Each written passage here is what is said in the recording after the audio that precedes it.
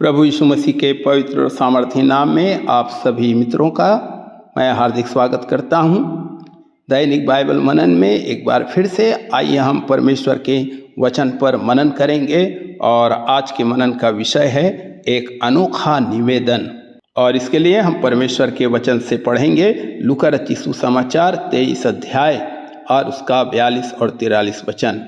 यहाँ पर उस डाकू की प्रार्थना है जो प्रभु यीशु मसीह के साथ क्रूस पर दाहिनी ओर लटकाया गया था और प्रभु यीशु मसीह का उसकी प्रार्थनाओं का प्रत्युत्तर पाया जाता है। तो लूका रचित सुसमाचार 23 अध्याय 42 और 43 को मैं आपके सामने पढ़ता हूँ।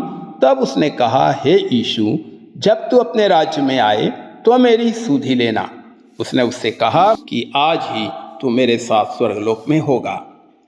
मेरे प्रियो, प्रभु यीशु मसीह पर कई लोगों ने विश्वास किया जब प्रभु यीशु मसीह की सेवकाई बहुत ही चरम बिंदु पर था और उसके आश्चर्य कर्मों को, जैसे अंधों को आंखें देना, लंगड़ों को चलने की शक्ति प्रदान करना, 5 रोटी और 2 मछली से हजारों को भोजन खिलाना और सब प्रकार की बीमारियों को चंगा करना और मरे हुओं को जीवित करना, इन सारे आश्चर्य कर्म को जब लोगों ने देखा तब प्रभु यीशु मसीह पर उन्होंने विश्वास किया। परंतु यहाँ एक ऐसा मनुष्य है जिसने प्रभु यीशु मसीह को अपना उद्धारकर्ता करके उस समय स्वीकार किया जब हमारा प्रभु यीशु मसीह शारीरिक दृष्टि से बहुत ही लाचार परिस्थिति में थे या उस समय वे अपने आप को बचाने में भी असमर्थ थे। प्रभु यीशु मसीह लहूलुहान अवस्था में थे और अत्यंत वेदना में थे। उसके सभी मित्रों ने उसका साथ छोड़ दिया था। लोगों और सरदारों ने प्रभु यीशु मसीह की निंदा किया, उसको ठट्ठों में उड़ाया और उस पर ताने भी कसे। लेकिन मेरे प्रियो, इस चोर ने किसी भी प्रकार के प्रचार को सुनकर या कोई आश्चर्य कर्म को देखकर मन नहीं फिराया। प्रभु यीशु मसीह के जीवन काल में बहुत सारे ऐसे भी लोग थे।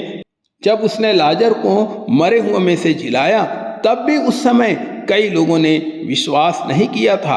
परंतु यहाँ एक कठोर अपराधी ने प्रभु यीशु मसीह पर उस समय विश्वास किया जब प्रभु यीशु मसीह एकदम असहाय अवस्था में थे, निर्बल अवस्था में थे, जब वे कुछ नहीं कर सकते थे।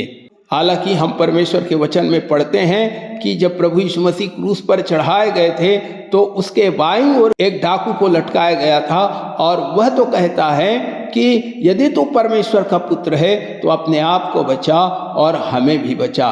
इसका मतलब वह चाहता था कि वह शारीरिक रीति से बचाया जाए। परंतु मेरे प्रियो, जब बहुत से लोग प्रभु यीशु मसीह के पास अपनी भौतिक आवश्यकताओं को लेकर आ रहे थे, जैसे भोजन, चंगाई या समस्याओं से छुटकारा पाने के लिए आ रहे थे, तब ऐसे समय में हम क्रूस पर लटके हुए इस डाकू के बारे में विचार करते हैं कि इस डाकू को तो उस समय प्रभु यीशु मसीह की अधिक आवश्यकता थी कि प्रभु यीशु मसीह उसको इस शारीरिक परिस्थिति से छुटकारा दे, जबकि वो पीड़ा में था, जबकि वो दर्द में था और उसे पता था कि मैं मरने वाला हूँ। वह चाहता तो प्रभु यीशु मसीह से अपनी शारीरिक पीड़ा से छुटकारा और उस समय की शारीरिक मौत से छुटकारे की प्रार्थना कर सकता था।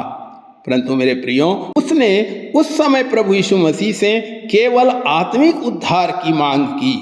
उसने केवल यही चाहा कि प्रभु यीशु मसीह उसको स्मरण रखे और न्याय के दिन उस पर दया करे।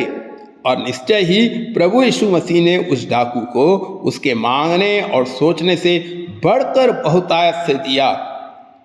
उस डाकू ने अपने भविष्य के लिए दया की मांग की, परंतु प्रभु यीशु मसीह ने उसे आज ही उद्धार दिया। उसने सिर्फ प्रभु यीशु मसीह से कहा कि उसकी सुधि ले, लेकिन यीशु ने उत्तर दिया कि आज ही तू मेरे साथ स्वर्गलोक में होगा। मेरे प्रिय भाई और बहनों, यदि मैं और आप भी इस चोर के समान अनंत काल की बातों की खोज करेंगे तो हमारा परमेश्वर हमें हमारे मांगने से या सोचने से कहीं अधिक बढ़कर हमारे लिए करेगा। और इसलिए प्रेरित पौलुस 1 कुरिन्थियों 15:19 में हमसे कहता है कि यदि हम केवल इसी जीवन में मसीह से आशा रखते हैं तो हम सब मनुष्यों से अधिक अभागे हैं। कई बार हम प्रभु यीशु मसीह से केवल यही आशा करते हैं, इसी जीवन में ही आशा रखते हैं कि वो हमें आशीषें दे, चंगाई दे, हमारी समस्याओं से हमें छुटकारा दे। परंतु यहाँ पर पौलुस कह रहा है हमारी आशाएं केवल इसी जीवन के लिए नहीं होना चाहिए, परंतु हमारी आशाएं अनंत काल के लिए होना चाहिए।